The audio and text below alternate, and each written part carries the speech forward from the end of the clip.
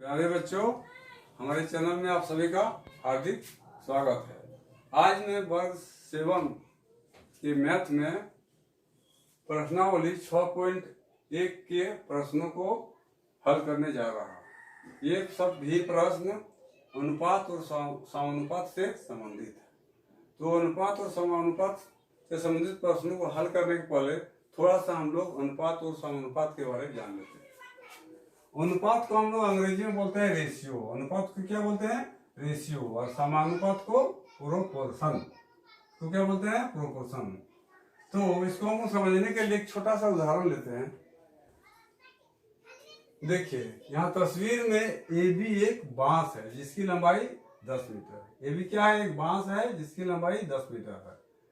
और CD एक ईख है। CD क्या है? एक ईख है जिसकी लंबाई 5 मीटर है, जिसकी लंबाई 5 मीटर है।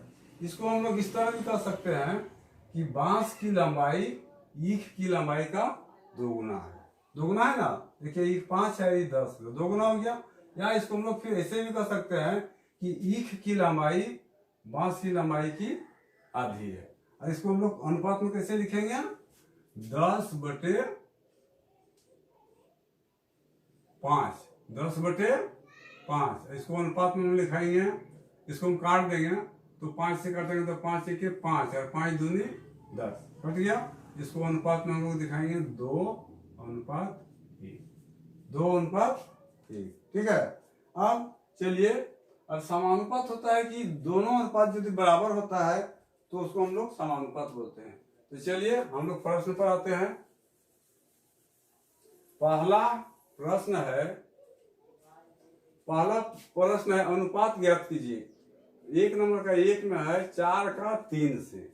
4 का 3 से तो का जहां लगा हुआ है उसके पहले वाले को हम अंश में लिख देंगे और बाद वाले को हर में लिख देंगे। तो हो जाएगा 1 नंबर का 1 में क्या हो जाएगा? 4 का 3 से। कहने का मतलब हुआ 4/3। 4/3। इसको हम लोग अनुपात में कैसा दिखा देंगे? 4:3। ये हो गया आंसर। ठीक है। अब दूसरा नंबर में कह रहा है 6 किलोग्राम का 2 किलोग्राम से। 6 किलोग्राम का 2 किलोग्राम से। हमको यहाँ ध्यान देने की चीज है, जो मात्रक होता है ना, मात्रक यदि समान है तो विशेष दिक्कत नहीं होती है। यदि मात्रक समान नहीं होता है तो हमको एक जात में करना पड़ता है। जैसे मान लीजिए यहाँ किलोमीटर रहता है और किलोग्राम रहता है, ये ग्राम है, तो किलोग्राम को हम लोग ग्राम में परिवर्तित कर देते हैं। यहाँ ग्राम को फिर किलोग्राम में कोई भी चेंज करके एक जात हम लोग बनाते हैं। यहाँ कोई दिक्कत नहीं। 6 किलोग्राम का 2 किलोग्राम से तो सीधा सीधे हम लोग लिखेंगे 6/2 और काट देंगे। इसको कटेगा ना, 2 3 6, 2 1 2, 2 3 6। ये क्या हो गया? 3/1। और इसको हम लोग अनुपात में क्या दिखाएंगे?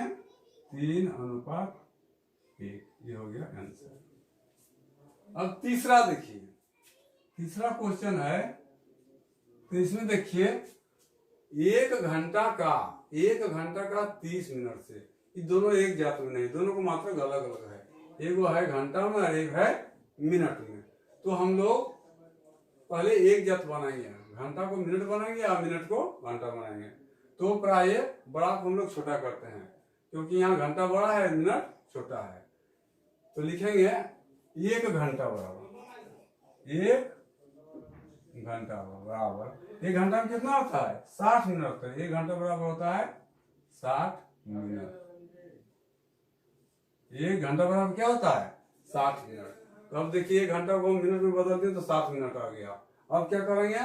60/30 मिनट काट देते हैं। 30 दूनी 60, 30 से 30 और 30 दूनी 60। क्या हो गया?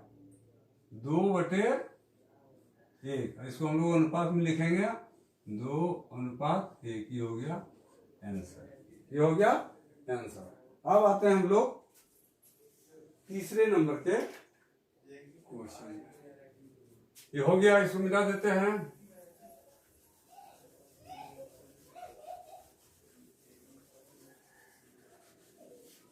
अब आते हैं 2 नंबर का ए में। 2 नंबर का ए में प्रत्येक क्वेश्चन को नहीं बना रहे हैं क्योंकि टाइम बहुत कम है। एक प्रश्न को बनाने के बाद जो छूट जाता है उसे आपको घर में बनाना है। अब देखिए दूसरे प्रश्न में कह रहा है एक कक्षा में 45 लड़के तथा 35 लड़कियां हैं, तो निम्न का अनुपात ज्ञात कीजिए। एक कक्षा में कितना है? 45 लड़का है और 35 लड़कियां हैं, तो निम्न का अनुपात ज्ञात कीजिए। ये में दिया हुआ है 2 का ये लड़के की संख्या का लड़कियों की संख्या से, लड़के की संख्या का ये अंश में आ जाएगा कि हम लिख सकते हैं लड़के की संख्या और बटे लिख सकते हैं लड़कियों की संख्या, लड़कियों की संख्या का अनुपात है ना। तो देखिए लड़के की संख्या कितना है? 45 है। कितना है? 45। यहाँ लिखेंगे 45। और लड़कियों की संख्या कितना है? 35। यहाँ लिख देंगे 35। अब काट के देखिए 5 से काटेंगे तो 5 9 45 और 5 7 35। अब कटेगा? नहीं कटेगा। कितना आ गया? 9/7। और इसको हम लोग अनुपात में कैसे दिखाएंगे? 9:7 ही हो गया आंसर। ठीक है। उसी तरह बी वाला लड़कियों की संख्या का लड़के की संख्या ठीक उसी तरह है, केवल लड़कियों की संख्या ऊपर में आ जाएगा और लड़के की संख्या नीचे आ जाएगा। बी नंबर हम लोग कैसे करेंगे? लड़कियों की संख्या का, तो लड़कियों की संख्या कितना है? 35 है। यहाँ लिख देंगे 35। और लड़कों की संख्या कितना है? 45। यहाँ लिख देंगे 45। ठीक उसका उल्टा फिर काटेंगे 5 7 35 5 9 45। क्या आया?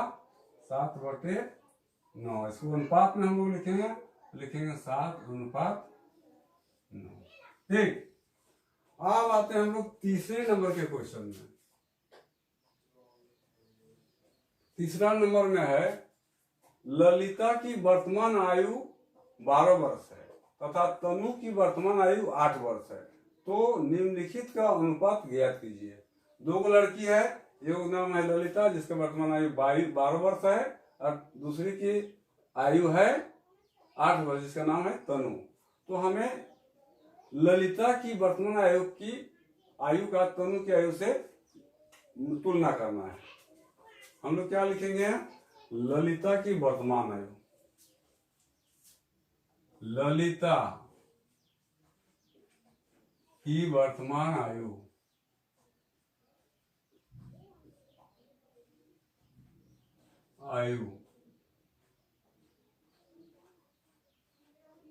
बटे तनु की वर्तमान आयु, तनु की वर्तमान आयु। ठीक है। अब देखिए ललिता की वर्तमान आयु कितना दिया हुआ है? ललिता की वर्तमान आयु 12 वर्ष दिया है। कितना दिया है? 12 वर्ष। यहाँ लिख देंगे 12। और तनु की वर्तमान आयु,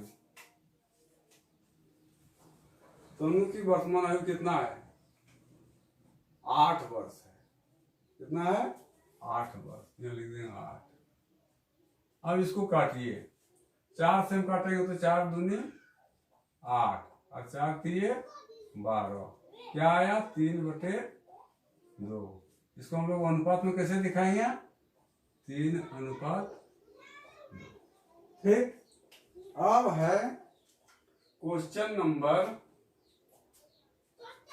4। क्वेश्चन नंबर 4 को देखते हैं।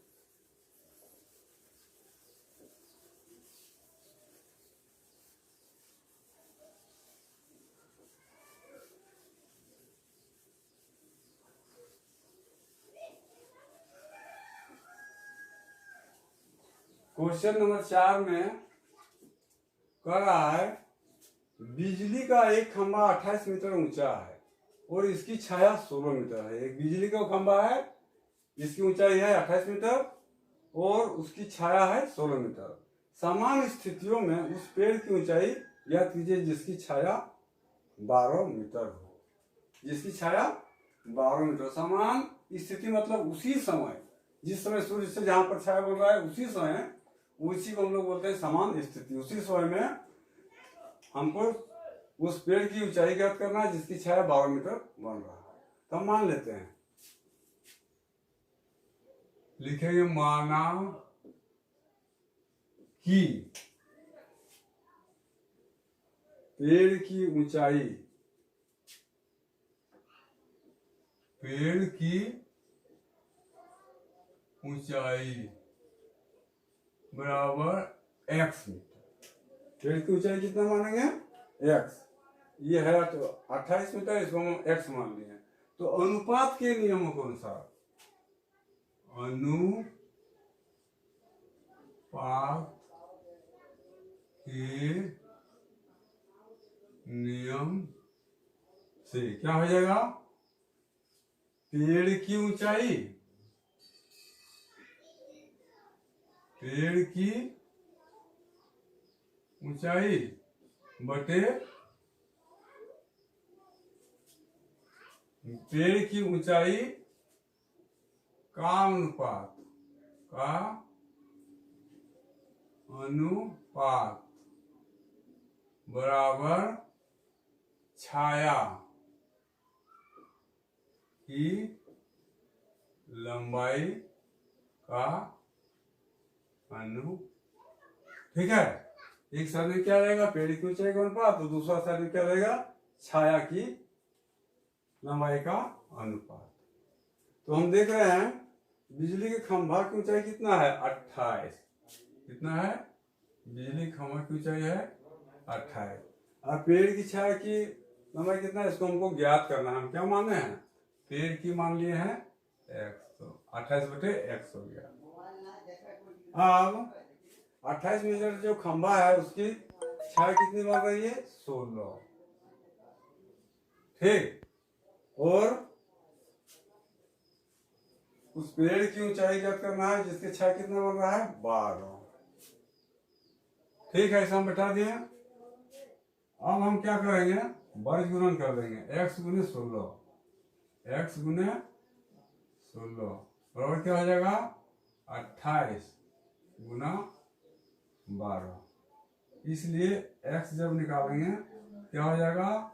28 गुना 12 बटे 16। ठीक। अब हम 4 से काटते हैं तो क्या हो जाएगा? 4 तिये 12, 4 चारे 16 और 4 सत्ते 28। x का वैल्यू कितना आ गया? 7 तिये 21 मीटर। यही हो गया आंसर। ये हो गया आंसर। यानी पेड़ की ऊंचाई कितना हो जाएगा? 21 मीटर। ठीक। अब आते हैं 5वां नंबर। अब आते हैं 5वां नंबर में।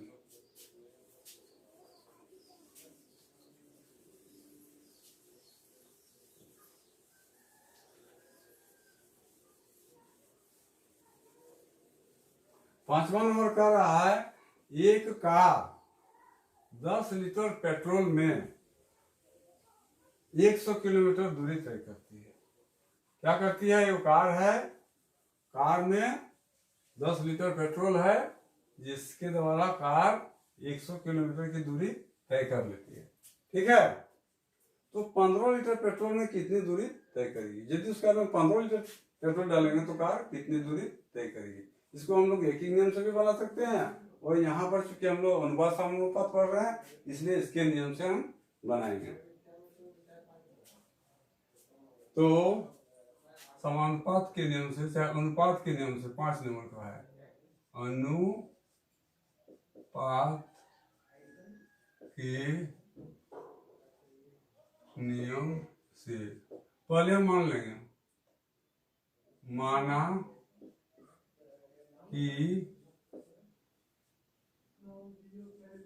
दूरी बराबर x किलोमीटर। मान लिया कि 15 लीटर में x किलोमीटर की दूरी तय करता है। तो अनुपात के नियम से हम लोग क्या कर देंगे, खपत